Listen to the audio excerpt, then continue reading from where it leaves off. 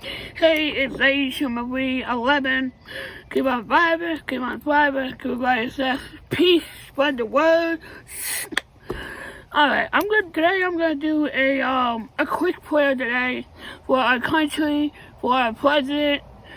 I'm not gonna say any names, and let's do a quick prayer of unity and protection. So here we go. Father, Son, and Holy Spirit. Amen. Our Father, who art in heaven, hallowed be thy name. Thy kingdom come, thy will be done, on earth as it is in heaven. Give us this day our daily bread, and give us our trespasses, as we forgive those who trespass against us. And lead us not into temptation, but deliver us from evil. Amen. Hail Mary, full of grace, the Lord is with thee. Blessed art thou amongst women. Blessed is the fruit of thy womb, Jesus. Holy Mary, Mother of God, pray for us sinners, now at the hour of our death. Amen. Glory be to the Father, and to the Son, and the Holy Spirit. And it was in the beginning, is now, and will never ever end. Amen.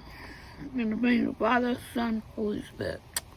I pray this prayer can help unite our country, remove all the hatred and strife, and reunify under one nation under God, and we trust.